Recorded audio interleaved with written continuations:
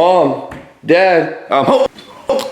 Welcome home, lonely. I'll admit it, I was a troublemaker as a kid. But you know that look in someone's eyes when they've just had enough of your crap? Yeah, after the 100th time of getting my booty beaten, I could see it in my parents' eyes. Enough was enough, and they were tired of my BS. And after that day would be the start of me being put into special programs. I even remember that particular day. My mom told me I had a doctor's checkup, and honestly, I was just happy to be out of class. Yet little did I know what was to come. When I got there's a weird lady wearing a lab coat and some glasses, and she just gave me a weird feeling. She pointed my mom towards the room while showing me to another one, and I could only describe the room she took me to as an asylum. The only thing in there is a table and a monitor, and she hooked up some weird wires and put a weird helmet on me. After the lady put these weird wires and this goofy looking helmet on me, all right, Adam, just sit still and look at the screen, and then left with the door closed and presumably locked. Now let's think about this for a second logically. Are you, as a 15-year-old, put into a room with only a screen with a ball bouncing around, going to just do what you're told? No, obviously not. And I didn't want to either. And so my defiant ass was like, you know what? Screw this. And I started cartwheeling around, jumping around, flipping around, and doing everything I can that was the opposite of standing still and looking at the screen. I barely glimpsed at the screen. However, I may have shot myself in the foot because I later realized that every single movement and every single brain activity of mine was being monitored by those wires and helmets. So in real time, the lady and my mom who was next to her could just see my ass bouncing around via the helmet that was tracking me. And yeah, that just really made me look like a sped.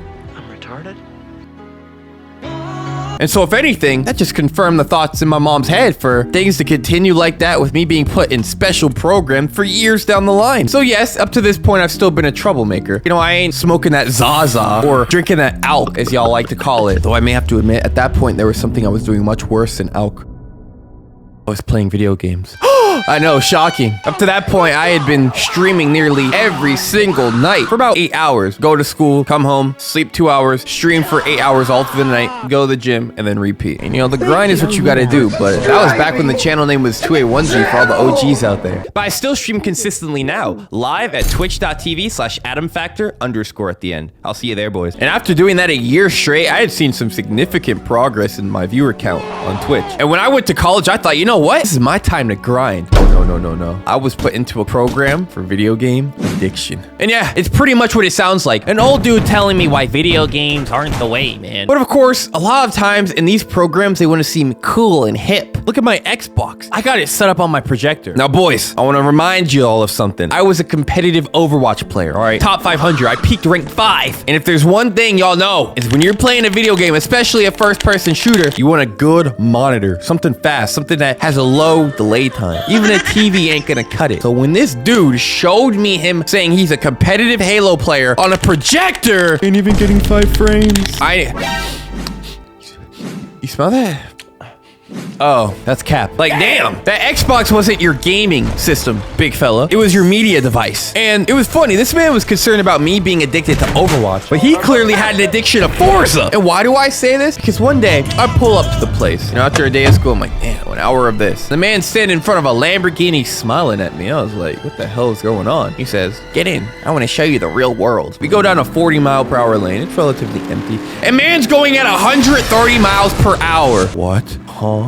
And the whole time, laughing. And I'm just, dude, what? And then after that, he looks at me, he said, see, isn't it so nice to experience the real world? As the lights are just flashing in the back behind us. I'm like, what the hell is wrong with this man? And now if up to this point, you're thinking, wow, Adam, you were in a program for video game addiction and autism. First off, watch your goddamn mouth. Second, you're autistic. And third of all, that wasn't even the last of it. Nor was it really the first two. I just skipped a bunch I went through in high school. There's a program throughout college as well. And it was just like a lot of the ones I did throughout high school. And it ended the same way as well. Now I'm in college. Again, I'm going after class, or maybe the day I don't have class. And I still remember walking in on my first day. Let's just get this over with.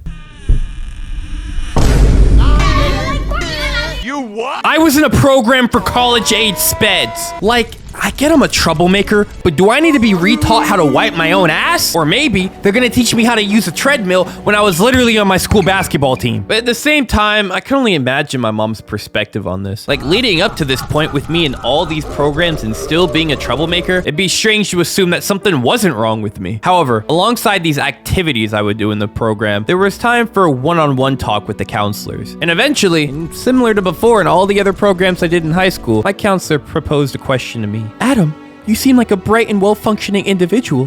Why are you here? And I told her. Well, I did. I was a troublemaker, but that's besides the point. Oh, truth be told, I did tell her I was a bit mischievous, but aren't we all as children? There was nothing concerning like breaking the laws or even failing to perform academically. Just a bit mischievous.